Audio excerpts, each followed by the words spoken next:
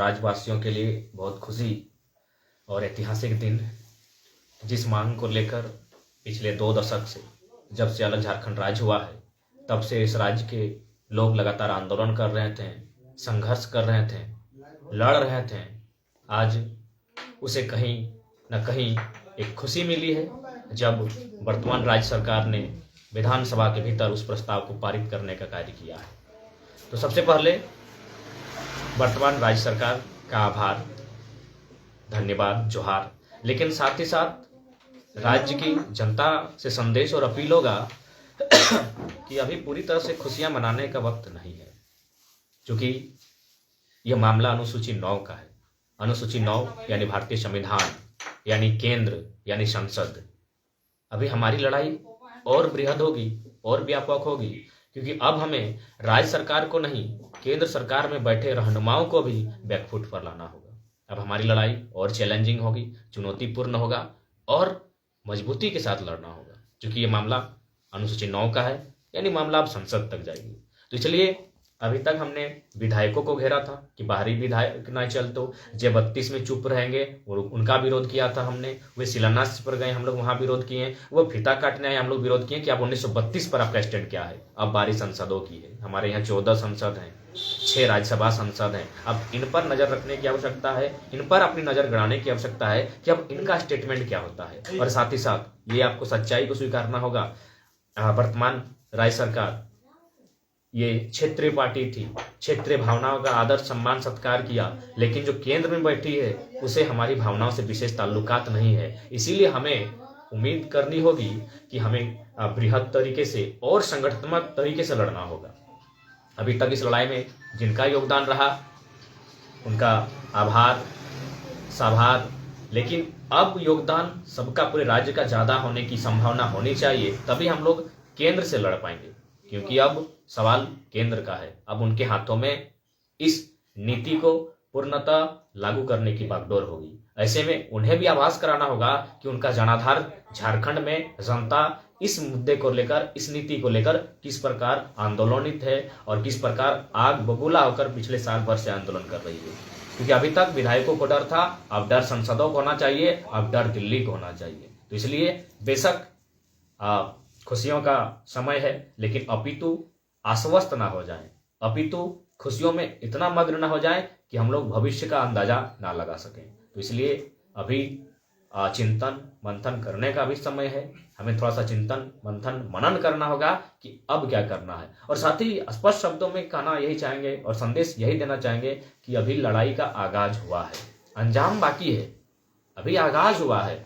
अभी 1932 हमारी जो महत्वपूर्ण मांग थी वह अभी विधानसभा में विधेयक बनकर पारित हुआ है। इसे संभवतः हो सके राज्यपाल महोदय के पास जाएगा, पुनः इसे दिल्ली का सफर करना होगा। तो दिल्ली में बहुत मजबूत, बहुत भयावह किस्म के लोग बैठे हैं, क्योंकि उनका सदैव झारखंड के लिए एक हय दृष्टि रहा है। झारखंड को हमेशा उन्होंने एक केंद्र शासित, भले पूर्ण राज्य है लेकिन केंद्र शासित राज्य की दृष्टि से देखा है। आज भी यहाँ नीति नियम ना बना है तो इसके पीछे कहीं ना कहीं बाहरी पार्टियों का बहुत बड़ा रोल है। और बाहरी पार्टी यानी जो हमारे राज्य की नहीं है, हमारे राज्य की यानी जिसमें नाम, जो हमारे राज्य के नाम से संचालित होती है, जो क्षेत्रीय है, लेकिन जो पूरे सेंट्रल के लिए कार्य करती है वो झारखंड के लिए बाहरी कहेंगे, क्योंकि आज तक उन्होंने जो भी है, आप देख सकते हैं उनके विधायक बनना, उनका सांसद बनना मैक्सिमम अन्य राज्यों के लोग होते हैं। तो इसलिए अब लड़ाई थोड़ी सी मजबूती के साथ लड़नी होगी। और मेरा मानना, हो सके आप किस स्तर से देख रहे हैं या आप अभी आश्वस्त हो जा रहे हैं, लेकिन मुझे अभी भी इस नीति को लेकर जो केंद्र के पास भेजा गया है, अभी बहुत संघर्ष बाकी है। इसलिए अपनी खुशियों का आपके सम्मान करते हैं, आदर करते हैं, लेकिन साथ ही साथ आश्वस्त ना रहें, यही अपील करना चाहेंगे। अभी हमें बहुत सारे मुद्दों पर लड़ना है। लड़ाई अभी बहुत सारी नीतियों के लिए लड़नी है, नहीं तो आने वाले 20-25 सालों में झारखंड केवल धुआं धुआं हो जाएगा और झारखंड एक खंडहर बनकर रह जाएगा। तो हमारा झारखंड सुंदर है, सोना झारखंड, इसे खंडहर ना बनने दिया जाए। इसके लिए हमें आवश्यकता है आज जागरूक होने की, और इसी प्रकार जो पिछले साल भर से आंदोलन हो रहा था, आंदोलन करने की। लेकिन हाँ, अब आंदोलन झारखंड की सरजमी पर मुझे लगता है निर्णायक घड़ी में होगा, क्योंकि अब यदि आंदोलन को हम लोग आगे के लिए ले जाएंगे, कभी भी आंदोलन कंटिन्यू नहीं होते हैं। 20-25 वर्षों के अंतराल में होते हैं। अगर यह आंदोलन हम लोग का जरा सा भी चूक होता है तो अगर आने वाले 20-25 सालों बाद अगर यदि आंदोलन फिर खड़ा होगा तो मुझे लगता है तब तक झारखंड लूट चुका होगा, तब तक झारखंड खंडहर बन चुका होगा। इसलिए निर्णायक आंदोलन होगा। जो भी मुद्दे हैं, जितने भी मुद्दे हैं, उन सबको एक साथ जोड़कर इंक्लूड करते हुए बृहद करना होगा। बाकी राज्य के 3.25 करोड़ जनसंख्या से संचालित हमारा राज्य उसे आवश्यकता थी एक नियम की। स्थानीयता यहाँ के कौन होंगे, वह नियम बनने के कगार पर है। तो राज्य के सभी जनता जनार्दन, 3.25 करोड़ की जनता का धन्यवाद, जिन्होंने इस आंदोलन में समर्थन प्रत्यक्ष रूप से अप्रत्यक्ष रूप से दिया।